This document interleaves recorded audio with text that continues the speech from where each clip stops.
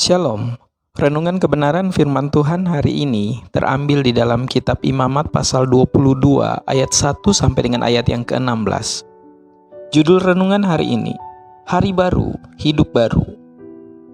Semua orang telah berbuat dosa.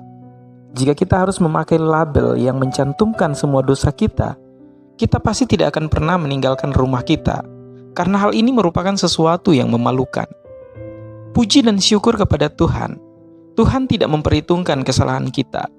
Dia bekerja dalam kasih karunia dan belas kasihan-Nya.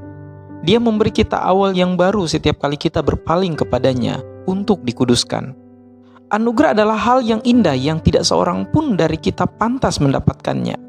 Tetapi semua orang sangat membutuhkan anugerah Tuhan. Tanpa itu, kita akan terjebak dalam kesengsaraan kita untuk menanggung beban setiap dosa yang pernah kita lakukan. Bacaan hari ini menjanjikan sebuah awal yang baru bagi kita.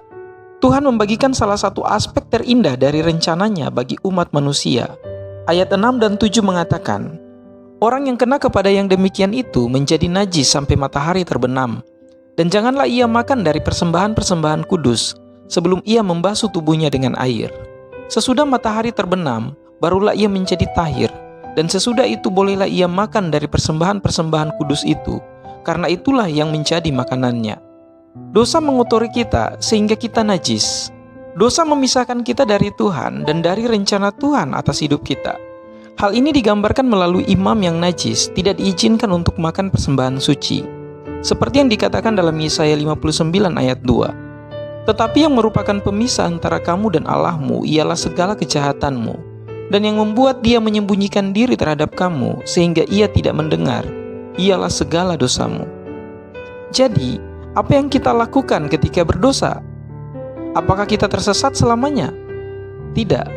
Perhatikan dalam bacaan kita bahwa Tuhan mengatakan kepada para imam bahwa mereka tidak boleh makan persembahan suci kecuali imam itu telah membasuh dirinya.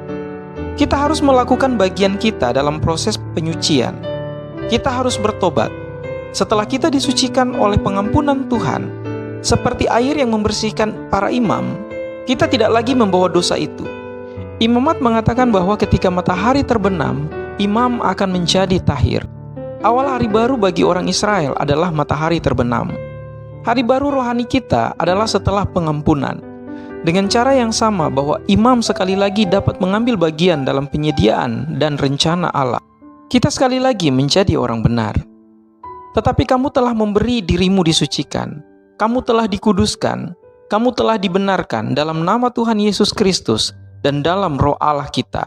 1 Korintus 6 ayat 11. Hari ini adalah hari yang baru. Hiduplah demikian. Kiranya Tuhan Yesus memberkati kita semua.